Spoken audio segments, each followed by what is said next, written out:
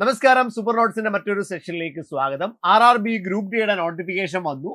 ആപ്ലിക്കേഷനൊക്കെ start ചെയ്തിട്ടുണ്ട്. പക്ഷേ apply ചെയ്യാൻ വരട്ടെ. ഈ വീഡിയോ പൂർണ്ണമായി കണ്ടതിന് ശേഷം മാത്രമേ അപ്ലൈ ചെയ്യാവൂ. കാരണം നിങ്ങൾ വരുത്തുന്ന ഒരു ചെറിയ തെറ്റായിരിക്കാം, ഒരു ചെറിയ അശ്രദ്ധയായിരിക്കാം, അല്ലെങ്കിൽ ചെറിയൊരു കാര്യം മനസ്സിലാവാത്തതായിരിക്കാം. ഒരുപക്ഷെ അത് നിങ്ങളുടെ ആപ്ലിക്കേഷൻ റിജക്ട് ചെയ്യുന്നതിലേക്ക്, നിങ്ങൾക്ക് അപ്ലൈ ചെയ്യാൻ, നിങ്ങൾക്ക് പരീക്ഷ എഴുതാൻ കഴിയാത്ത ഒരു നിലയിലേക്ക് കാര്യങ്ങൾ കൊണ്ടെത്തിച്ചേക്കാം. അതുകൊണ്ട് കൃത്യമായി വ്യക്തമായി ഈ വീഡിയോ മുഴുവനായി കണ്ട് എങ്ങനെയാണ് അപ്ലൈ ചെയ്യുന്നതെന്ന് മനസ്സിലാക്കിയതിനു ശേഷം മാത്രം അപ്ലൈ ചെയ്യാനായിട്ട് ശ്രദ്ധിക്കാം. അല്ലാത്ത പക്ഷം നിങ്ങളുടെ പൈസയും പോവും, നിങ്ങൾക്ക് പിന്നെ എന്ത് ചെയ്യാൻ കഴിയില്ല, പരീക്ഷ എഴുതാൻ കഴിയാത്തൊരു സിറ്റുവേഷനിലേക്ക് വരും. ഒരിക്കൽ കൂടി എല്ലാവരെയും ഈ ഒരു സെഷനിലേക്ക് സ്വാഗതം ചെയ്യുന്നു. നമ്മുടെ നോട്ടിഫിക്കേഷനിൽ കൃത്യമായി പറഞ്ഞിട്ടുള്ള ചില കാര്യങ്ങൾ നമുക്കൊന്ന് മനസ്സിലാക്കാം. ആദ്യം തന്നെ നമ്മുടെ നോട്ടിഫിക്കേഷനുമായി ബന്ധപ്പെട്ട അല്ലെങ്കിൽ നോട്ടിഫിക്കേഷനിൽ പറഞ്ഞിട്ടുള്ള കാര്യങ്ങൾ നമുക്ക് നോക്കാം. നോട്ടിഫിക്കേഷനിൽ കൃത്യമായിട്ട് പറഞ്ഞിട്ടുണ്ടായിരുന്നു 31/1/2026 മുതൽ 2/3/2026 വരെ, അതായത് മാർച്ച് മാസം 2-ാം തീയതി വരെയാണ് നമുക്ക് അപ്ലൈ ചെയ്യാനായിട്ട് കഴിയും. അപ്പൊ അപ്ലൈ ചെയ്യാനുള്ള സമയം ഏതാണ്ടുണ്ട്. അതുകൊണ്ടാണ് ഞാൻ പറഞ്ഞത് എടുത്തു ചാടി അപ്ലൈ ചെയ്യാൻ വരട്ടെ. കൃത്യമായി കണ്ട് മനസ്സിലാക്കി എന്തൊക്കെയാണ് വേണ്ടത്, ഏതൊക്കെ ഡോക്യുമെന്റ്സ് ആണ് വേണ്ടത് എന്ന് മനസ്സിലാക്കിയതിന് ശേഷം മാത്രം അപ്ലോഡ് ചെയ്താൽ മതി, അല്ലെ അപ്ലൈ ചെയ്താൽ മതി എന്നുള്ള കാര്യം ഞാൻ പറഞ്ഞത് ഓക്കെ ആണ്. നോക്കിയ മക്കളെ, ഇവിടെ ഓരോരോ കാര്യങ്ങളും കൃത്യമായിട്ട് പറയുന്നുണ്ട്. ഇവിടെ വയസ്സിനെ കുറിച്ച് പറയുന്നുണ്ട്. 18,000 ബേസിക് പേ. 18 വയസ്സിന് 33 വയസ്സിന് വേണ്ടി പ്രായമുള്ളവർക്ക് അപ്ലൈ ചെയ്യാം. 22,195 വേക്കൻസിയാണ് നിലവിലുള്ളത്. 22,000 പ്ലസ് വേക്കൻസികൾ നിലവിലുണ്ട്. 500 രൂപയാണ് ഫീസ് വരിക. ഈ ഫീസ് ആരൊക്കെയാണ് അടക്കേണ്ടത് അതുകൂടി ഒന്ന് ഓർത്ത് വെച്ചോണേ. ജനറൽ കാറ്റഗറി ആണ് എങ്കിൽ നിങ്ങൾ അടക്കേണ്ടി വരും. ജനറൽ കാറ്റഗറി ആണെങ്കിൽ നിങ്ങൾ അടക്കേണ്ടി വരും. ജനറൽ കാറ്റഗറിയിലെ മെയിൽ കാൻഡിഡേറ്റ് ആണ് എങ്കിൽ നിങ്ങൾ 500 രൂപയും അടക്കേണ്ടി വരും. ഓക്കെ അല്ലേ? ഇനി നിങ്ങളൊരു SC ST ex serviceman, disabled female, ഇതേപോലുള്ള ട്രാൻസ്ജെൻഡേഴ്സ്, ഇതേപോലുള്ള കാറ്റഗറി ആണ് എങ്കിൽ നിങ്ങൾ 250 രൂപ ഫീ പേ ചെയ്താൽ മതിയാകും. ഇനി നിങ്ങൾ പരീക്ഷ എഴുതുകയാണ് എങ്കിൽ 500 രൂപ പേ ചെയ്തയാൾക്ക് 400 രൂപയും തിരിച്ച് റീഫണ്ട് ആകും. 250 രൂപ പേ ചെയ്തയാൾക്ക് 250 രൂപയും റീഫണ്ട് ആകും. ഈ ഒരു കാര്യം കൂടി എന്ത് ചെയ്തേക്കാം, നോക്കി വെച്ചേക്കാം. അപ്പൊ ഫീസിന്റെ കാര്യത്തിലും ആ ഒരു കാര്യമാണ്. പരീക്ഷ എഴുതി കഴിഞ്ഞാൽ റീഫണ്ട് ഓപ്ഷൻ ഉണ്ട് എന്നുള്ള കാര്യം കൂടി ഒന്ന് ഓർത്ത് വെച്ചേക്കാം. ശരി, ഇത്രയും പോസ്റ്റുകളിലേക്കാണ് നിലവിൽ വന്നിരിക്കുന്നത്. ഇത് ചെന്നൈ സോണിലെ വെച്ചുകൊണ്ട്, അല്ലെ ചെന്നൈ സദേൺ റെയിൽവേ വെച്ചുകൊണ്ടാണ് ഞാൻ പറയുന്നത്. അസിസ്റ്റന്റ് ബ്രിഡ്ജ് ഏതാണ്ട് 19 വേക്കൻസി ഉണ്ട്. Assistant carriage and vegan 65 വേക്കൻസിയാണുള്ളത്. അതേപോലെ assistant loco shed electrical 13 vacancy. Assistant TL and AC 37 vacancy. Assistant PV 8 vacancy. Track maintainer grade 4 556 vacancy. Assistant S&T 30 vacancy. Assistant track machine 24 vacancy. പോയിന്റ്സ്മാൻ B 241 vacancy.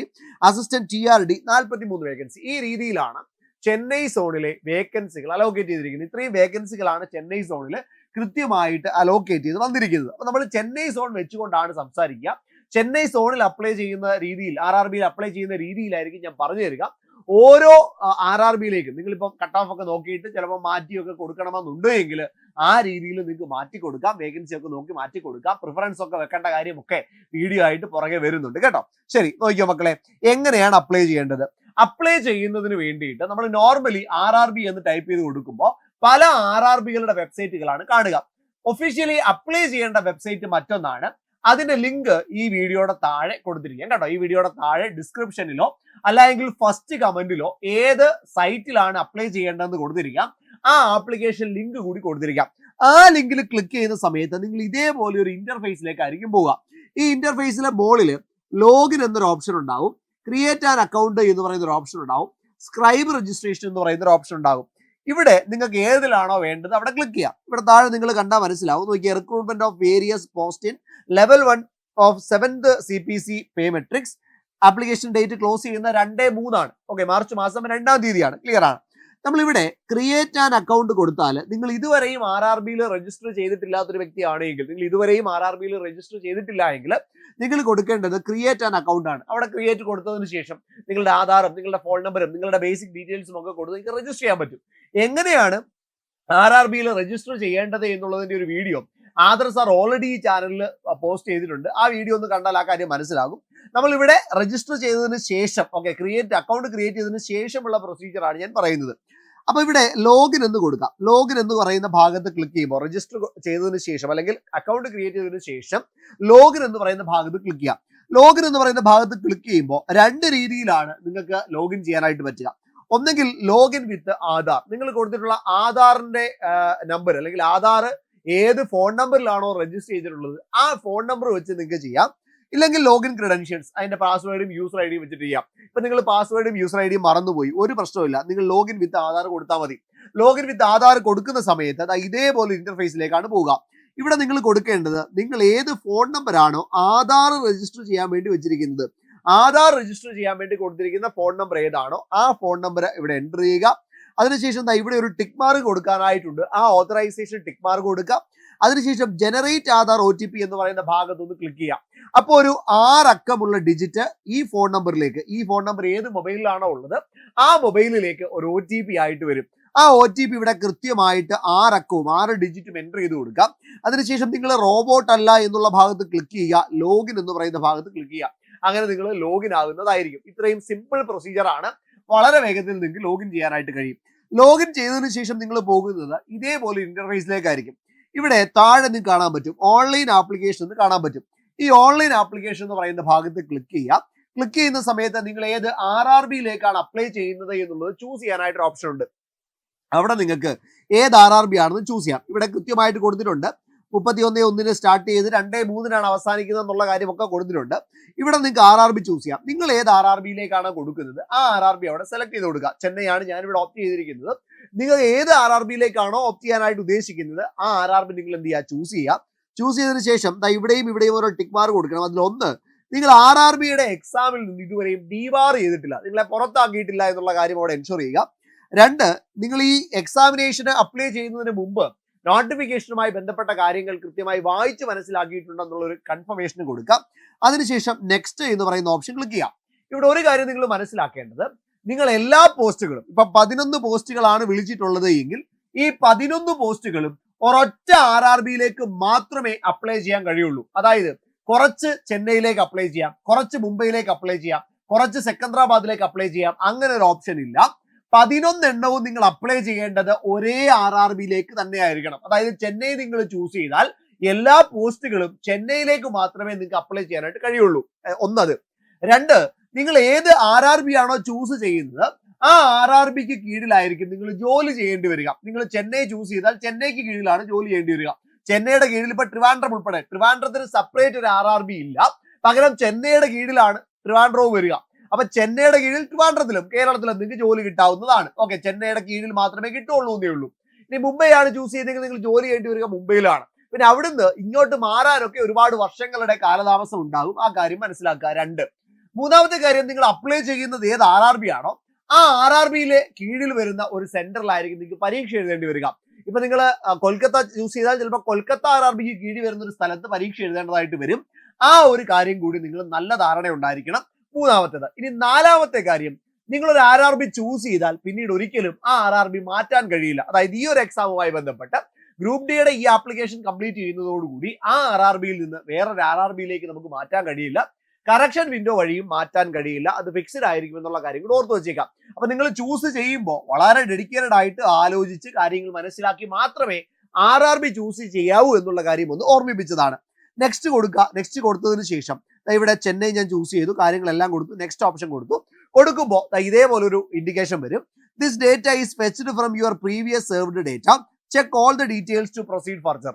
നിങ്ങൾ നേരത്തെ RRBയിൽ apply ചെയ്തിട്ടുണ്ടെങ്കിൽ, കഴിഞ്ഞ group deo കഴിഞ്ഞ NTPCയോ കഴിഞ്ഞ JEO ALPയോ ഏതെങ്കിലും ഒരു exam നിങ്ങൾ apply ചെയ്തിട്ടുണ്ടെങ്കിൽ ആ ആപ്ലിക്കേഷൻ സമയത്ത് നിങ്ങൾ കൊടുത്തിട്ടുള്ള ഡേറ്റ ആയിരിക്കും ഇവിടെ ഫെച്ച് ചെയ്യുക. ഇനി അല്ല എങ്കിൽ നിങ്ങൾ ക്രിയേറ്റ് അക്കൗണ്ട് കൊടുത്ത സമയത്ത് കൊടുത്തിട്ടുള്ള ഡേറ്റ ഇവിടെ ഫെച്ച് ആയിട്ട് വരും. ആ ഡേറ്റ മുഴുവൻ ഒന്നുകൂടി വായിച്ച് മനസ്സിലാക്കിയതിനു ശേഷം മാത്രമേ എന്ത് ചെയ്യാവൂ, മുന്നോട്ട് പോകാവൂ എന്നുള്ള കാര്യം അവർ മുന്നറിയിപ്പ് തന്നിട്ടുണ്ട്.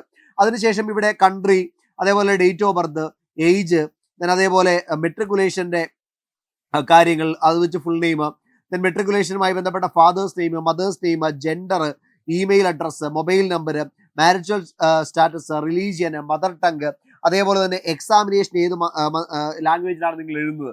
നിങ്ങൾക്ക് ഇംഗ്ലീഷും ചൂസ് ചെയ്യാം, മലയാളവും ചൂസ് ചെയ്യാം. ഓക്കെ, ഏത് ലാംഗ്വേജ് വേണമെങ്കിലും ചൂസ് ചെയ്യാം. പക്ഷെ ഇംഗ്ലീഷ് ആണ് നിങ്ങൾ ചൂസ് ചെയ്യുന്നത് എങ്കിൽ നിങ്ങൾക്ക് ക്വസ്റ്റ്യൻസ് ഇംഗ്ലീഷിൽ മാത്രമേ കാണാൻ കഴിയുള്ളൂ.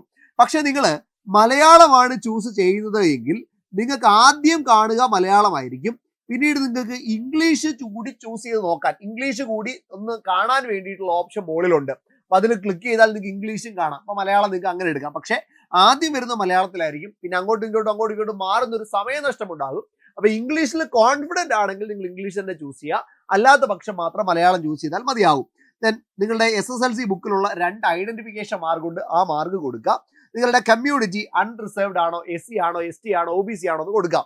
ഇവിടെ അൺറിസർവ്ഡ് ആണെങ്കിൽ നിങ്ങൾക്ക് പ്രത്യേകിച്ച് സർട്ടിഫിക്കറ്റിന് ആവശ്യമില്ല. നിങ്ങൾ SC ചൂസ് ചെയ്താലും ST ചൂസ് ചെയ്താലും OBC NCL ചൂസ് ചെയ്താലും EWS ചൂസ് ചെയ്യാനും ഇതിന്റെയൊക്കെ സർട്ടിഫിക്കേഷൻ കൂടി നിങ്ങളുടെ കയ്യിൽ ഉണ്ടാവണം. ആ സർട്ടിഫിക്കേഷൻ കൂടി വെച്ചുകൊണ്ട് മാത്രമേ നിങ്ങൾക്ക് എന്ത് ചെയ്യാൻ കഴിയുള്ളൂ, മുന്നോട്ട് ആപ്ലിക്കേഷൻ പ്രൊസീജിയർ കൊണ്ടുപോകാനായിട്ട് കഴിയുള്ളൂ. ആ കാര്യം വ്യക്തമായിട്ട് ഓർത്ത് വെച്ചേക്കാം. ശരി, അത് കൊടുത്തതിന് ശേഷം താഴെ നിങ്ങളുടെ അഡ്രസ്സ് കൊടുക്കാൻ ഓപ്ഷൻ ഉണ്ട്. അവിടെ പെർമനന്റ് അഡ്രസ്സും അതേപോലെ തന്നെ പ്രസന്റ് അഡ്രസ്സും നിങ്ങൾക്ക് കൊടുക്കാം. ഇത് രണ്ടും സെയിം ആണെങ്കിൽ ഒന്ന് തന്നെ കൊടുത്താൽ മതി. ഇതൊക്കെ ഓട്ടോമാറ്റിക്കലി ഫെച്ചായി വരും. ദെൻ സേവ് കൊടുക്കുക, നെക്സ്റ്റ് കൊടുക്കുക. ഇത്രയും ഡീറ്റെയിൽസ് ബേസിക് ഡീറ്റെയിൽസ് ആണ്, നേരത്തെ തന്നെ ഉള്ളത് ഫെച്ചായി വരും. ഇല്ല എങ്കിൽ നിങ്ങൾ ടൈപ്പ് ചെയ്ത് കൊടുക്കുക, വേറെ പ്രശ്നമൊന്നും അവിടെ ഉണ്ടാവാനില്ല. അതിനുശേഷം നിങ്ങൾ മുന്നോട്ട് പോകുമ്പോൾ നിങ്ങളുടെ ആധാർ അക്കൗണ്ട് ഇവിടെ വെരിഫൈ ചെയ്തിട്ടുണ്ടെന്ന് കാണാൻ കഴിയും. ദെൻ നിങ്ങൾ എക്സ് സർവീസ്മാൻ ആണോ, നിങ്ങൾ ഡിസേബിൾഡ് ആയിട്ടുള്ള ആളാണോ, നിങ്ങൾ എന്തെങ്കിലും concession EBC economically backward concession എന്തെങ്കിലും സാധ്യതയുള്ള ആളാണോ, നിങ്ങൾ റെയിൽവേയുടെ എംപ്ലോയി ആണോ, NCVTയുടെ സർട്ടിഫിക്കറ്റ് ഉള്ള ആളാണോ, ഇതൊക്കെ അവിടെ ചോദിക്കുന്നുണ്ടാവും. ആ ചോദ്യങ്ങൾക്കെല്ലാം ഉത്തരം കൃത്യമായി നോ എന്നോ യെസ് എന്നോ കൊടുക്കുക. അതിനുശേഷം നിങ്ങളുടെ ബാങ്ക് അക്കൗണ്ട് ഡീറ്റെയിൽസ് ഉണ്ട്. എന്തിനാണ് ബാങ്ക് അക്കൗണ്ട് ഡീറ്റെയിൽസ് എന്ന് ചോദിച്ചാൽ, നിങ്ങൾ ഒരു അൺറിസർവ്ഡ് മെയിൽ ആണ് എങ്കിൽ 500 രൂപയാണ് നിങ്ങൾ പേ ചെയ്യുക. ഓക്കെ, ഇനി നിങ്ങളൊരു ഫീമെയിൽ ആണെങ്കിലോ അല്ലെങ്കിൽ റിസർവേഷൻ കാറ്റഗറി ആണെങ്കിലോ 250 രൂപയാണ് പേ ചെയ്യുക. നിങ്ങൾ എക്സാമിനേഷൻ എഴുതി കഴിഞ്ഞാൽ എക്സാം എഴുതിയെങ്കിൽ മാത്രമേ ലഭിക്കുകയുള്ളൂ. എക്സാം എഴുതി കഴിഞ്ഞാൽ ഈ 500 രൂപ പേ ചെയ്തയാൾക്ക് 400 രൂപ സംതിങ്, അതായത് 300 സംതിങ് രൂപ GST കൂടെ കട്ടായതിനു ശേഷം നിങ്ങൾക്ക് അക്കൗണ്ടിലേക്ക് വരും. ദെൻ 250 ആണ് പേ ചെയ്യുന്നതെങ്കിൽ 250 രൂപയും നിങ്ങളുടെ അക്കൗണ്ടിലേക്ക് തിരികെ ആയിട്ട് വരും. അതിനകത്ത് എന്തെങ്കിലും ഒരു GST കട്ട് മാത്രമേ ഉണ്ടാവുകയുള്ളൂ. ഇത് ഉടനെ ഉണ്ടാവണമെന്നില്ല, കുറച്ച് നാളുകൾക്കുള്ളിൽ തന്നെ തിരികെ ലഭിക്കേണ്ടതാണ് കേട്ടോ. അടുത്തൊക്കെയുള്ള എക്സാമുകളിൽ കൊടുത്തിട്ടുണ്ട്. അപ്പോൾ ആ ഒരു കാര്യം ഓർത്ത് വെച്ചേക്കാം. അങ്ങനെ നിങ്ങളുടെ കൃത്യമായുള്ള അക്കൗണ്ട് ഡീറ്റെയിൽസ് കൊടുക്കുക, സേവ് ആൻഡ് നെക്സ്റ്റ് കൊടുക്കുക. വീണ്ടും നിങ്ങൾ അടുത്ത ഭാഗത്തേക്ക് പോകും. ഇവിടെ നിങ്ങളുടെ എഡ്യൂക്കേഷണൽ ക്വാളിഫിക്കേഷൻ ആണ് കൊടുക്കേണ്ടത്. നിങ്ങളുടെ എഡ്യൂക്കേഷൻ ക്വാളിഫിക്കേഷൻ ഒന്നും നിങ്ങൾ നേരത്തെ കൊടുത്തിട്ടില്ല എങ്കിൽ ഇവിടെ ക്വാളിഫിക്കേഷൻ ആഡ് ചെയ്യാൻ ഒരു ഓപ്ഷൻ ഉണ്ടാവും. അവിടെ സെലക്ട് ചെയ്യുക, നിങ്ങളുടെ ക്വാളിഫിക്കേഷൻ എന്താണോ അത് കൊടുക്കുക. കൊടുത്തതിന് ശേഷം മെട്രിക്കുലേഷൻ, നിങ്ങളുടെ റോൾ നമ്പർ, സീരിയൽ നമ്പർ, പിന്നെ അതേപോലെ തന്നെ ഏത് സ്റ്റേറ്റ് ആണ്, ഡിസ്ട്രിക്ട് ഏതാണ്, ബോർഡ് ഏതാണ്, ഡേറ്റ് ഓഫ് പാസിംഗ് ഏതാണ്. അതിനുശേഷം നിങ്ങളുടെ സർട്ടിഫിക്കറ്റിന്റെ കോപ്പി നിങ്ങൾക്ക് അവിടെ എന്ത് ചെയ്യാനായിട്ട് പറ്റും, PDF ആയിട്ട് ആഡ് ചെയ്യാനായിട്ട് പറ്റും. അതും ആഡ് ചെയ്യുക. വേണമെങ്കിൽ വേറെ ഏതെങ്കിലും സർട്ടിഫിക്കറ്റ് കൊടുക്കാനുണ്ടെങ്കിൽ കൊടുക്കാം. ഇതിപ്പോൾ SSLC മാത്രം മതി. അപ്പോൾ അത് മാത്രം വെച്ചുകൊണ്ട് നിങ്ങൾക്ക് അപ്ലൈ ചെയ്യാനായിട്ട് കഴിയുന്നതാണ്. അതിനുശേഷം നിങ്ങൾ പോകുന്നത് നിങ്ങളുടെ ഫോട്ടോ എടുക്കേണ്ട ഭാഗമാണ്. ഇത് വളരെ ശ്രദ്ധയോടുകൂടി വേണം നിങ്ങൾ ചെയ്യാൻ. കാരണം നേരത്തെ പോലെ നിങ്ങളുടെ ഫോട്ടോ അല്ല കൊടുക്കുന്നത്, ഫോട്ടോ JPG അല്ല കൊടുക്കുന്നത്. JPG ഇപ്പൊ കൊടുക്കുന്നില്ല. പകരം നിങ്ങളുടെ ഫോട്ടോ റിയൽ ടൈമിൽ എടുക്കുകയാണ്, സ്പോട്ടിൽ എടുക്കുകയാണ്. അപ്പൊ കൃത്യമായിട്ട് കാര്യങ്ങൾ, ഇൻസ്ട്രക്ഷൻസ് മനസ്സിലാക്കണം. ആ ഇൻസ്ട്രക്ഷൻസ് ഞാനൊന്ന് പറയാം. നിങ്ങൾ ഫോട്ടോ നിങ്ങളുടെ വെബ്സൈറ്റിൽ നിന്ന് തന്നെ എടുക്കുകയാണ്. നിങ്ങൾ നേരത്തെ എന്ത് ചെയ്യുന്നില്ല, ഫോട്ടോ എടുത്ത് വെക്കേണ്ടതില്ല, നിങ്ങൾ വെബ്സൈറ്റിൽ തന്നെയാണ് കൊടുക്കുക. അവിടെ നിങ്ങൾ 2 കാര്യങ്ങളാണ് ശ്രദ്ധിക്കേണ്ടത്. ഒന്ന്, നിങ്ങളുടെ ഡ്രസ്സ് വൈറ്റ് കളർ ആവാൻ പാടില്ല. നിങ്ങളുടെ ഡ്രസ്സ് ഒരു നോൺ വൈറ്റ് കളർ ആയിരിക്കണം. വൈറ്റ് അല്ലാത്തൊരു കളർ ആയിരിക്കണം നിങ്ങളുടെ ഡ്രസ്സ് ധരിക്കേണ്ടത്. അതൊരു ഡാർക്ക് കളർ ആണ് എങ്കിൽ പ്രിഫറബിൾ ആണ്, നല്ലതാണ്. ദെൻ നിങ്ങളൊരു കൃത്യമായ കോൺട്രാസ്റ്റ് ബാക്ക്ഗ്രൗണ്ടിൽ നിങ്ങൾ കീപ്പ് ചെയ്തിരിക്കണം. പറ്റിയാൽ ബാക്ക്ഗ്രൗണ്ട് വൈറ്റ് ആണെങ്കിലും വലിയ ബുദ്ധിമുട്ട് വരത്തില്ല. നിങ്ങളുടെ ഡ്രസ്സ് എന്ത് ചെയ്യാൻ പാടില്ല, വൈറ്റ് ആവാൻ പാടില്ല. ദെൻ അതിനുശേഷം നല്ല ലൈറ്റ് ഉണ്ട് എന്നുള്ള കാര്യം ഉറപ്പുവരുത്തുക. ദെൻ ക്യാമറയുടെ പൊസിഷൻ ഐ ലെവലിനോട് കറക്റ്റ് ആണ് എന്നുള്ള കാര്യം ഉറപ്പുവരുത്തുക. കൃത്യമായിട്ട് ക്യാമറയുടെ ആ ഒരു ഉള്ളിലേക്ക് നിങ്ങളുടെ തല വന്നാൽ അവിടെ ഒരു പച്ച കളർ വരും. പച്ച കളർ ആ ചുറ്റും വന്നാൽ നിങ്ങൾ അവിടെ സ്റ്റിക്ക് ഓൺ ചെയ്യുക. കുറച്ച് നേരം കഴിയുമ്പോൾ പെർഫെക്റ്റ് എന്ന നിലയിലേക്ക് എന്ത് ചെയ്യും, ഒരു മെസ്സേജ് വരും, അതിന്റെ സ്ക്രീനിൽ കാണിക്കും. അങ്ങനെ ആ ഫോട്ടോ എന്ത് ചെയ്യും, അപ്ലോഡ് ആകുന്നതാണ്. ആ ഒരു കാര്യം കൂടി ഓർത്ത് വെച്ചേക്കാം. ഈ കാര്യങ്ങളാണ് ഇവിടെ പറഞ്ഞിരിക്കുന്നത്. ക്യാപ്പ് ഒന്നും വെക്കാൻ പാടില്ല, ഗ്ലാസോ കാര്യങ്ങളോ ഒന്നും വെക്കാൻ പാടില്ല. ആ കാര്യങ്ങളൊക്കെ ഇവിടെ പറയുന്നുണ്ട്. അതൊക്കെ ജസ്റ്റ് നിങ്ങളൊന്ന് വായിച്ച് നോക്കിയേക്കാം. അപ്പൊ അത്രയും കാര്യങ്ങൾ വെച്ചിട്ട് നിങ്ങളുടെ ഫോട്ടോ എന്ത് ചെയ്യുന്നു, ക്യാപ്ചർ ആവും. അവിടെ എങ്ങനെയാണ് ഫോട്ടോ ഉണ്ടാവേണ്ടത്, റിജക്ട് ചെയ്യുന്ന ഏതാണ്, റിജക്ട് ചെയ്യാത്തത് ഏതാണ്, കൃത്യമായിട്ട് നോക്കിക്കോണേ. ക്യാമറ നിങ്ങളുടെ ഫേസ് ഭയങ്കരമായിട്ട് ഉള്ളിലേക്ക് നിൽക്കുകയാണെങ്കിൽ അത് റിജക്റ്റ് ആവും. ദെൻ സൈഡിലേക്ക് മാറി നിൽക്കുകയാണെങ്കിലോ, ഗ്ലാസ് വെച്ചിട്ടുണ്ടെങ്കിലോ, മുടിയൊക്കെ ചുമ്മാ വീണ് കിടക്കുകയാണെങ്കിലോ, ബാക്ക്ഗ്രൗണ്ട് ചുമ്മാ ഒരുപാട് കളേഴ്സ് വന്ന് നിൽക്കുകയാണെങ്കിലോ, പിന്നെ ഫെയ്ഡ് ആയിട്ട് അത്ര ക്ലിയർ ആയിട്ട് കാണാത്ത രീതിയിലാണെങ്കിലോ, ബാക്ക്ഗ്രൗണ്ട് വേറെ ഏതെങ്കിലും തരത്തിലുള്ള കളർ ആണെങ്കിലോ, ബാക്ക്ഗ്രൗണ്ടിൽ നിന്ന് ലൈറ്റ് അടിക്കുന്ന രീതിയിൽ എന്തെങ്കിലും ഉണ്ടെങ്കിലോ, സൈഡ് എന്തെങ്കിലും മറഞ്ഞിരിക്കുകയാണെങ്കിലോ, തൊപ്പി വെച്ചിട്ടുണ്ടെങ്കിലോ, ഇതൊക്കെ റിജക്ഷൻ ആണ്. നിങ്ങൾക്ക് കൃത്യമായിട്ട് കിട്ടുന്നത് നന്നായിട്ട് മുടിയൊക്കെ ഒതുക്കി ഫേസ് കൃത്യമായി കിട്ടുന്ന രീതിയിൽ, കുറച്ച് ഷോൾഡറിന്റെ ഭാഗം കൂടി കിട്ടുന്ന രീതിയിൽ ഒന്ന് ക്രമീകരിച്ച്, വൈറ്റ് കളർ അല്ലാത്ത ഏതെങ്കിലും ഒരു കളറിലെ ഡ്രസ്സ് ഇട്ട് ബാക്ക്ഗ്രൗണ്ട് വൈറ്റ് ആക്കി നിർത്തിയാൽ അതായിരിക്കും അക്സെപ്റ്റ് ചെയ്യുക. അപ്പൊ ആ രീതിയിൽ വേണം നിങ്ങൾ ഫോട്ടോ എടുക്കാൻ. വളരെ ശ്രദ്ധയോടുകൂടി വേണം നിങ്ങൾ ചെയ്യാൻ. ഇനി ഈ ഫോട്ടോ എടുക്കുന്ന സമയത്ത്, നിങ്ങൾ ഫോട്ടോ കൊടുക്കുന്ന സമയത്ത് താഴെ ഇങ്ങനെയായിരിക്കും വരിക. 2 ഓപ്ഷൻ ആയിരിക്കും ഉണ്ടാവുക. ഒന്ന്, നിങ്ങളുടെ ഇപ്പൊ ലാപ്ടോപ്പിലാണ് നിങ്ങൾ ചെയ്യുന്നതെങ്കിൽ ലാപ്ടോപ്പിൽ നിന്ന് ഡയറക്റ്റ് ആയിട്ട് ഫോട്ടോ എടുക്കുന്നു. ഇല്ല എങ്കിൽ താഴെ ഇതിന്റെ ഒരു QR കോഡ് ഓപ്പൺ ആയിട്ട് വരാനുള്ള ഓപ്ഷൻ ഉണ്ട്. ആ QR കോഡ് ഞെക്കിക്കൊണ്ട് നിങ്ങളുടെ മൊബൈൽ ഫോണിലേക്ക് ആ QR കോഡ് സ്കാൻ ചെയ്ത് എന്ത് ചെയ്യാനായിട്ട് പറ്റും, മൊബൈൽ ഫോണിൽ എടുക്കാൻ പറ്റും. അതാണ് കുറച്ചുകൂടി നല്ലത്. നിങ്ങൾ മൊബൈൽ ഫോണിൽ ചെയ്യേണ്ടത് ഇതാണ്. നിങ്ങളിവിടെ ക്യാപ്ചർ ചെയ്യാനായിട്ട് ചോദിക്കുമ്പോൾ ഇവിടെ 2 ഓപ്ഷൻ കാണും. അതിൽ ഒന്നാമത്തെ ഓപ്ഷൻ ഡയറക്റ്റ് ആയിട്ട് അപ്പം തന്നെ എടുക്കാം. അപ്പം തന്നെ എടുക്കുക എന്ന് പറയുന്നിടത്ത് ക്ലിക്ക് ചെയ്യുകയാണെങ്കിൽ ഇതേപോലെ ഒരു ഓപ്ഷൻ വരും. ഇവിടെ ക്യാപ്ചർ ലൈവ് ഇമേജ് കൊടുക്കുക. ഇമേജ് കൊടുത്തതിന് ശേഷം നിങ്ങൾ ട്വിങ് ആണോ എന്ന് ചോദിക്കും. അപ്പം നോ കൊടുക്കുക, ക്യാപ്ചർ ലൈവ് കൊടുക്കുക. അവിടെ നിങ്ങളുടെ ഫോട്ടോ നിങ്ങൾക്ക് ചൂസ് ചെയ്യാം, ഫോട്ടോ എടുക്കാം, ഓക്കെ ആവും. ഇവിടെ ഇപ്പൊ കിടക്കുന്നത് എന്താണ്, ഒരു റെഡ് കളറാണ്. അത് പച്ച കളർ ആവുമ്പോൾ അത് ഓക്കെ ആയിട്ട് വരും കേട്ടോ. ആ രീതിയിൽ നിങ്ങൾക്ക് ഫോട്ടോ എടുക്കാനായിട്ട് പറ്റും. ഇനി അല്ല എന്നുണ്ടെങ്കിൽ കുറച്ചുകൂടി പ്രിഫറബിൾ ആയിട്ടുള്ള ഒരു കാര്യം പറഞ്ഞുതരാം. അതിന്റെ തൊട്ട് താഴെ നിങ്ങൾ മൊബൈൽ ഫോണിൽ ഫോട്ടോ എടുക്കുന്നുണ്ടോ എന്ന് ചോദിക്കും. അത് ക്ലിക്ക് ചെയ്യാം. അപ്പൊ അവിടെ ഒരു QR കോഡ് ഓപ്പൺ ആയിട്ട് വരും സ്ക്രീനിൽ. ആ QR കോഡ് മൊബൈൽ ഫോണിൽ ഒന്ന് സ്കാൻ ചെയ്യുക. അപ്പൊ മൊബൈൽ ഫോണിൽ RRB ഓപ്പൺ ചെയ്യാനായിട്ട് വരും. ആ RRB നമ്മുടെ ആധാർ നമ്പർ കൊടുത്ത് വീണ്ടും ഓപ്പൺ ചെയ്യുക, OTP കൊടുത്ത് ഓപ്പൺ ചെയ്യുക. ഓപ്പൺ ചെയ്തതിന് ശേഷം മൊബൈൽ ഫോൺ വെച്ച് ക്യാപ്ചർ ചെയ്യുക. അതപ്പോൾ കുറച്ചുകൂടി വേഗത്തിൽ എന്ത് ചെയ്യാൻ പറ്റും, ക്യാപ്ചർ ആകും. എന്നിട്ട് ഇവിടെ ഒന്ന് റിഫ്രഷ് ചെയ്ത് കഴിഞ്ഞാൽ അത് ഇവിടെ എന്ത് ചെയ്യാൻ പറ്റും, ഈ ഭാഗത്ത് ആ ഫോട്ടോ കാണിക്കുന്നതായിട്ട് കാണാൻ പറ്റും. പെർഫെക്റ്റ് ആണ് എങ്കിൽ എന്ത് ചെയ്യുക, തൊട്ട് താഴോട്ട് വരിക. പെർഫെക്റ്റ് അല്ലെങ്കിൽ ഒന്നുകൂടി എന്ത് ചെയ്യുക, എടുക്കാനായിട്ട് ശ്രമിക്കുക. താഴോട്ട് വരുന്ന സമയത്ത് നിങ്ങളുടെ സിഗ്നേച്ചർ കൊടുക്കാനായിട്ടുള്ള ഒരു ഓപ്ഷൻ ഉണ്ട്. സിഗ്നേച്ചർ ആക്ച്വലി നമ്മളൊരു പേപ്പർ എടുക്കുക, വൈറ്റ് കളർ പേപ്പർ എടുക്കുക, സിഗ്നേച്ചർ എടുക്കുക. സിഗ്നേച്ചർ ഇട്ടതിന് ശേഷം ഒരു ഫോട്ടോ എടുക്കുക. ആ ഫോട്ടോ എന്ത് ചെയ്യണമെന്ന് അറിയാമോ, ആ ഫോട്ടോ ഏതെങ്കിലും ഒരു സൈസ് റീസൈസ് ചെയ്യുന്ന സൈറ്റിലേക്ക് ഇടുക. ഓക്കെ, JPG റീസൈസ് എന്ന് കൊടുത്താൽ മതി. അങ്ങനെ കൊടുക്കുമ്പോൾ ഏതെങ്കിലും ഒരു സൈറ്റ് വരും, അവിടേക്ക് ഈ ഫോട്ടോ അപ്ലോഡ് ചെയ്യുക. സൈസ് ഇതേപോലെ പിക്സലിലാണ് 140x60 എന്ന് പറയുന്ന രീതിയിൽ, അതായത് 140 വിട്ടും 60 ഹൈറ്റും വരുന്ന രീതിയിൽ ആ ഫോട്ടോയെ ഒന്ന് ക്രമീകരിക്കാം. 140x60 എന്ന് പറയുന്ന പിക്സലിൽ അതിന് 30 KB-ക്കും 49 KB-ക്കും ഇടയിലായിരിക്കണം. Minimum 30 KB, maximum 49 KB. അതിനിടയിലേക്ക് സൈസ് റെഡ്യൂസ് ചെയ്യാനോ സൈസ് ഇൻക്രീസ് ചെയ്യാനോ പറ്റും. അതിനുള്ള വെബ്സൈറ്റുകളും ഉണ്ട്. അത് വെച്ച് എന്ത് ചെയ്തേക്കാം, ഒന്ന് സെറ്റ് ചെയ്തേക്കാം. അതിനുശേഷം അതിവിടെ JPG ആയിട്ട് ബ്രൗസ് ചെയ്ത് ആഡ് ചെയ്യാം. ഓക്കെ, ഈ 2 കാര്യങ്ങളും വളരെ ഇമ്പോർട്ടൻ്റ് ആണ്, ശ്രദ്ധയോടുകൂടി വേണം ചെയ്യാൻ. അതിനുശേഷം സേവ് കൊടുക്കുക, ദെൻ നെക്സ്റ്റ് കൊടുക്കുക. നെക്സ്റ്റ് കൊടുക്കുമ്പോൾ വീണ്ടും നമ്മുടെ പോസ്റ്റ് പ്രിഫറൻസ് കൊടുക്കാനായിട്ട് വരും. ഞാനിവിടെ ചെന്നൈ സോണാണ് വെച്ചിരിക്കുന്നത്. ഞാൻ അത് വെച്ചിട്ടാണ് പോസ്റ്റ് പ്രിഫറൻസ് കൊടുക്കുക. പക്ഷെ ഒരിക്കലും നിങ്ങൾ ഇതൊരു പ്രിഫറൻസ് ആയിട്ട് കാണേണ്ട, ഇതൊരു അഡ്വൈസ് ആയിട്ട് കാണേണ്ട. പോസ്റ്റ് എങ്ങനെ വെക്കണം, അതിന്റെ പ്രിഫറൻസ് എന്താണ് എന്നുള്ളൊരു വീഡിയോ അമൽ സാർ ചെയ്യുന്നുണ്ട്. ആ വീഡിയോയുടെ കണ്ടതിന് ശേഷം മാത്രം എന്ത് ചെയ്യാം, അത് വെക്കാനായിട്ട് ശ്രമിക്കാം. ഞാനിവിടെ കുറെ അധികം കണ്ടോ 10ഓളം പോസ്റ്റുകൾ ഇവിടെ കൊടുത്തിട്ടുണ്ട്. ഞാൻ ആ പോസ്റ്റുകൾ ഇവിടെ ഒരു പ്ലസ് ചിഹ്നമുണ്ട്. ആ പ്ലസ് ചിഹ്നം ഞെക്കി കഴിഞ്ഞാൽ ഇപ്പുറത്തോട്ട് വരും. ഞാനിവിടെ ആദ്യം പോയിന്റ്സ് വാം വെച്ചു, പിന്നെ അസിസ്റ്റന്റ് TL ആൻഡ് AC വെച്ചു, ദെൻ അസിസ്റ്റന്റ് ബ്രിഡ്ജ് വെച്ചു, assistant loco shed electrical, track maintainer grade 4, assistant track machiner, അതേപോലെ carriage and wagon, assistant ERD, assistant SRT, PV ഇതൊക്കെ വെച്ചു. ഞാൻ ഇതൊരു ഓർഡറിൽ വെച്ചു എന്നേ ഉള്ളൂ. അങ്ങനെ പ്രത്യേകിച്ച് ക്രൈറ്റീരിയ ഒന്നും ഫോളോ ചെയ്തിട്ടില്ല. നിങ്ങൾ നോക്കുമ്പോൾ, നിങ്ങളിത് വെക്കുമ്പോൾ മെഡിക്കൽ സ്റ്റാൻഡേർഡിനെ കുറിച്ച് കൃത്യമായി നിങ്ങൾക്കൊരു ധാരണ വേണം. മെഡിക്കൽ സ്റ്റാൻഡേർഡ് കൃത്യമായി നോക്കണം. 2, നിങ്ങളുടെ പോസ്റ്റിന്റെ വേക്കൻസി നിങ്ങൾ കൃത്യമായിട്ട് നോക്കണം. നിങ്ങൾ വെക്കുന്ന സോൺ ഏതാണ് എന്നുള്ളത് കൃത്യമായിട്ട് മനസ്സിലാക്കണം. ഇതൊക്കെ നോക്കിയിട്ട് വേണം നിങ്ങൾ എന്ത് ചെയ്യാൻ, പ്രിഫറൻസ് സെറ്റ് ചെയ്യാൻ. അങ്ങനെ പ്രിഫറൻസ് കൊടുത്തതിന് ശേഷം ഇവിടെ ടിക്ക് മാർക്ക് കൊടുക്കാം. ടിക്ക് മാർക്ക് കൊടുത്തു കഴിഞ്ഞാൽ നിങ്ങൾ അടുത്ത ഭാഗത്തേക്ക് പോകുന്നു. ഇവിടെ 2 ടിക്ക് മാർക്ക് കൊടുക്കാനുണ്ട്, പ്ലേസ് എൻ്റർ ചെയ്യാനുണ്ട്. പ്ലേസും കൊടുത്ത് ഇവിടെ സിഗ്നേച്ചർ വരും ഓട്ടോമാറ്റിക്കലി. അതും കൊടുത്തതിന് ശേഷം പ്രിവ്യൂ ആപ്ലിക്കേഷൻ കൊടുക്കാം. അപ്പോൾ ഒരു ആപ്ലിക്കേഷൻ പ്രിവ്യൂ ഓപ്പൺ ആയിട്ട് വരും. അതിലെ മുഴുവൻ ഡീറ്റെയിൽസും ഒന്ന് നന്നായിട്ട് വായിച്ച് നോക്കുക. അതിൽ നിങ്ങൾ കൊടുത്ത പ്രിഫറൻസ് കാണാനായിട്ട് കഴിയും. ഇതെല്ലാം നോക്കുക. അതിനുശേഷം ഇവിടെ ഒരു ടിക്ക് കൊടുത്തു കഴിഞ്ഞാൽ ഇവിടെ സബ്മിറ്റ് എന്ന് പറയുന്ന ഓപ്ഷൻ ഉണ്ട്. സബ്മിറ്റ് ചെയ്യുന്നതിന് മുമ്പ് ഒരു ഇൻഡിക്കേഷൻ അവർ കാണിക്കും. Application did not able to make any correction in the online application after submission. സബ്മിഷന് ശേഷം വേറെ ഒന്നും ചെയ്യാൻ പറ്റില്ല എന്ന് കൃത്യമായിട്ട് പറയും. അതിനുശേഷം ഇവിടെ സബ്മിറ്റ് ബട്ടൺ ക്ലിക്ക് ചെയ്യുക. ദെൻ അതിനുശേഷം നിങ്ങൾ ഫീസ് പേയ്മെന്റിലേക്കാണ് പോവുക. അവിടെ ഫീസ് പേയ്മെന്റ് നിങ്ങൾ നേരത്തെ തന്നെ കൊടുത്തിട്ടുണ്ടാവും. നിങ്ങൾ റിസർവേഷൻ ഒന്നും ഉള്ള ആളല്ല, ഫീസ് പേയ്മെന്റ് ഇത്രയും വരുമെന്ന് കൊടുത്തിട്ടുണ്ടാവും. അപ്പോൾ 500 രൂപയാണ് 500, 250 രൂപയാണ് 250 അവിടെ കാണിക്കും. അത് നിങ്ങൾക്ക് ഏതെങ്കിലും ഒരു രീതിയിൽ SBIയുടെ ePay വെച്ചുകൊണ്ട് നിങ്ങൾക്ക് സെൻഡ് ചെയ്യാം. ഇവിടെ എഗ്രി കൊടുക്കുക, പ്രൊസീഡ് കൊടുക്കുക. അതിനുശേഷം പേയ്മെന്റ് നിങ്ങൾക്ക് ഇതുവഴി നമ്മുടെ UPI ഒക്കെ വെച്ചിട്ട് പേയ്മെന്റ് കൊടുക്കാനായിട്ട് പറ്റും. അതിനുശേഷം ഇവിടെ കണ്ടോ, ഇവിടെ നിങ്ങളുടെ പേയ്മെന്റ് ഡീറ്റെയിൽസും കാര്യങ്ങളും ഒക്കെ കാണാൻ പറ്റും. അതിന്റെ പ്രിവ്യൂ ഒക്കെ എടുത്ത് നോക്കാൻ പറ്റും. ഇത്രയുമാണ് അപ്ലൈ ചെയ്യുമ്പോൾ നിങ്ങൾ ശ്രദ്ധിക്കേണ്ട കാര്യം. വളരെ ഡീറ്റെയിൽഡ് ആയിട്ടുള്ള ഒരു കാര്യമാണ്. എല്ലാ കാര്യങ്ങളും ഞാൻ പറഞ്ഞു തന്നിട്ടുണ്ട്, വിശദീകരിച്ച് തന്നെ പറഞ്ഞിട്ടുണ്ട്. ശ്രദ്ധയോടെ കണ്ടതിന് ശേഷം മാത്രം അപ്ലൈ ചെയ്യുക. നിങ്ങൾ ഈ വീഡിയോ 3 കാര്യങ്ങളാണ് ചെയ്യേണ്ടത്. ഈ വീഡിയോയ്ക്ക് 3 കാര്യങ്ങൾ നിങ്ങൾ ചെയ്യണം.